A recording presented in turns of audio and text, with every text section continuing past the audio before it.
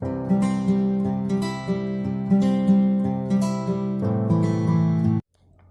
Friends, welcome back to my channel Deep classes. आज के video का हमारा टॉपिक है संस्मरण, वसंत का अग्रदूत। इसके कुछ महत्वपूर्ण अंशों की व्याख्या।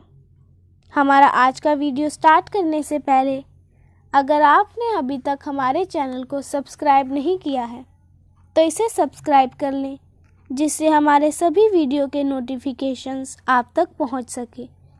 साथ ही MHD से रिलेटेड अदर वीडियोस के लिए आप हमारे चैनल की प्लेलिस्ट में जाकर उन्हें देख सकते हैं।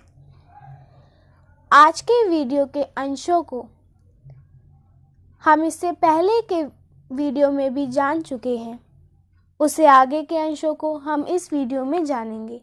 अगर आपने अभी तक हमारा पहले वाला वीडियो नहीं देखा है तो आप उसे भी जाकर देख लें।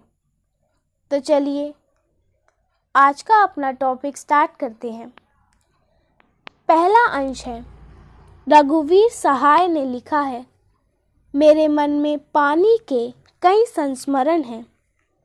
निराला के काव्य को अजस्त्र निर्झर मानकर मैं भी कह सकता हूँ कि मेरे मन में पानी के अनेक संस्मरण हैं।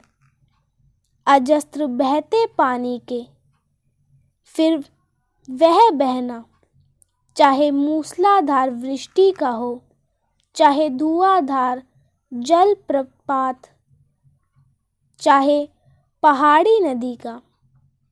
क्योंकि निराला जब कविता पढ़ते थे तब वह ऐसी ही वेगवती धारा से बहती थी, किसी रोक की कल्पना भी तब नहीं की जा सकती थी। सरोवर का ठहराव उनके वाचन में अकल्पनीय था। इस अंश के प्रसंग को देखें तो यह गद्यांश अज्ञेय द्वारा रचित संस्मरण वसंत का अग्रदूत से लिया गया है। मेरठ में हिंदी साहित्य परिषद के अधिवेशन में आमंत्रित होकर जब निराला मेरठ आए तो एक दिन संध्या समय अज्ञेय के यहाँ ठहरे। भोजन के उपरांत उन्होंने अपनी कविताओं का पाठ करके श्रोताओं को मंत्रमुग्ध कर दिया। उसी को याद कर लेखक उनके कविता पाठ की शैली के विषय में टिप्पणी करता हुआ लिखता है। इसकी व्याख्या देखें। नई कविता के एक सशक्त हस्ताक्षर रघुवीर सहाय ने कहीं लिखा है कि उनके मन में पानी से संबंध कितनी ही मधुर यादें संचित हैं। आगे कहते हैं, जब कभी उन्हें निराला के कंठ से सुनी हुई कविताओं और उनके कविता पाठ की शैली का ध्यान आता है तो उनके मन में उनकी दृष्टि के सम्मुख जलधारा के प्रवाह के अनेक रूप मूर्तिमान हो उठते हैं, जो कि जैसे जल की धारा बिना रुके निरंतर बहती रहती है, उसी प्रकार निराला के कविता वाचन के समय उनकी वाणी मंद वरुद्ध अप्रतिहत वेग से निरंतर प्रवाहित होती है।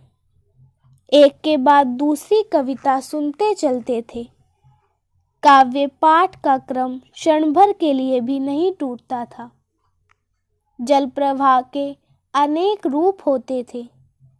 कभी आकाश से मूसलाधार वर्षा होती, कभी पहाड़ी झरना पर्वत के ऊंचे शिखर से बड़े वेग से घोर निनाद करता हुआ नीचे की ओर गिरता है। कभी पहाड़ी नदी कलकल संगीतमय स्वरों के साथ प्रवाहित होती है। निराला के कविता वाचन में और उनके कविता वाचन के समय उनकी वाणी का वेग भी भिन्न भिन्न रूप धारण करता है। कविता के विषय के अनुरूप कभी उनकी वाणी उद्बोधन गीत गाते समय ओजगुण संपन्न हो जाती थी, जैसे जागो फिर एक बार या बादल राग कविता सुनते समय। कभी श्रृंगार रस की कविता सुनते समय उनका स्वर कलकल निनाद करती नदी की तरह मंद परंतु संगीतमय हो उठता था, और कभी भक्ति रस की कविता का पाठ करते समय उनकी वाणी मंद मंथर गति से प्रवाहित होती थी। उनकी वाणी में सदा प्रवाह होता था। उनके काव्य वाचन में सरोवर के शांत सुस्थिर जल का ठहराव कभी नहीं होता था। इस अंश की विशेषता देखें। पहला, निराला के कविता पाठ की शैली की विशेषता बताई गई है। दूसरा, कविता पाठ की शैली समझाने के लिए उपमानों का प्रयोग किया गया है, जैसे वाणी की तुलना प्रपात और नदी एवं मूसलाधार दृष्टि से की गई है। इसका दूसरा अंश देखें। संसद के गंगा तटवर्ती बंगले को छोड़कर ही निराला जी फिर दारागंज की अपनी पुरानी कोठरी में चले गए।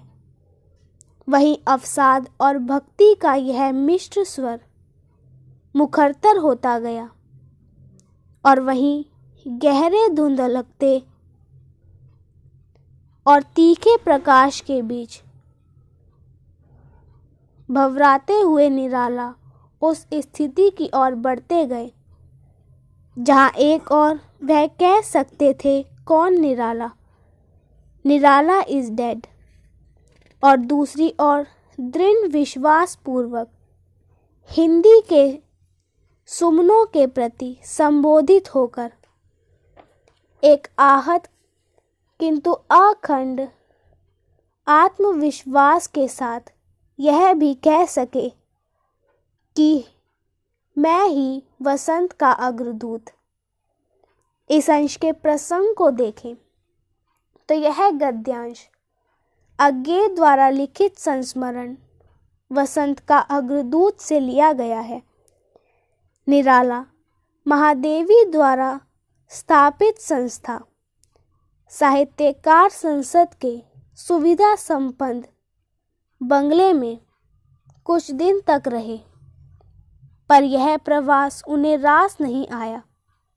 दारागंज मोहल्ले की पुरानी कोठरी और उसके आसपास रहने वाले दीनहीनों असहायों का मोह उन्हें फिर उसी कोठरी में खींच लाया, और वहां रहते हुए उन्होंने जो कविताएं लिखी उनके मुख्य स्वर थे विषाद और भक्ति।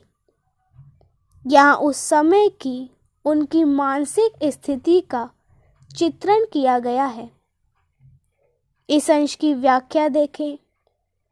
साहित्यकार संसद के गंगा तट पर स्थित बंगले का प्रवास निराला को रास नहीं आया, अतः वह वहां के सुख सुविधापूर्ण जीवन को छोड़कर दोबारा अपनी दारागंज स्थित पुरानी कोठरी में आकर रहने लगे।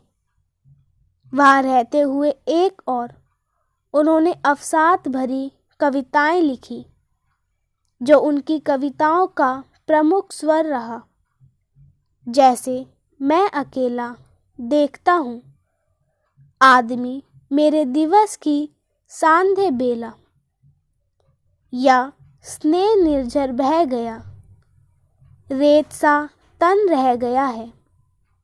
दूसरी ओर भक्ति की कविताएं लिखी, जो उनके काव्य संग्रहों, आराधना और अर्चना में संग्रहित है। इन दिनों वह अर्धविषप से हो गए हैं। कभी अवसाद, निराशा, हताशा के गहरे मझधार में डूब जाते, अपना मानसिक संतुलन खो बैठते और बहकी बातें करने लगते। कौन निराला? निराला इज डेड। कभी हर्षोल्लास को तरंगों में बहने लगते, आशा, आस्था और अखंड विश्वास से भर उठते। इस मानसिक दशा में उनका स्वर दृढ़ तथा आत्मविश्वास भरा होता था और वह अपने कृतित्व पर, हिंदी साहित्य के अपने योगदान पर गर्व करते हुए, भले ही मुझे आलोचकों और समकालीन हिंदी साहित्य साधनों में मेरी उपेक्षा, अवमानना, तिरस्कार किया हो, परंतु भविष्य बता देगा कि हिंदी साहित्य के कानन में वसंत का संदेश लाने वाला उसे अपनी साहित्यिक कृतियों में सुमनों से सजाने का श्रेय निराला को ही जाता है। इस अंश की विशेषता देखें। पहला, निराला के काव्य संग्रह अनामिका की एक कविता है। हिंदी के सुमानों के प्रति पत्र। इसी में कवि ने समकालीन साहित्यिक साधनों और आलोचकों द्वारा अपने प्रति अन्याय और उपेक्षा की ओर संकेत करते हुए आहत स्वर में अपना दुख और शोक व्यक्त किया है तथा स्वयं को वसंत का अग्रदूत कहा है। दूसरा, लेखक के भाषा पर अधिकार की साक्षी है। इस अवतरण में भाषा परिनिश्चित और अलंकृत है।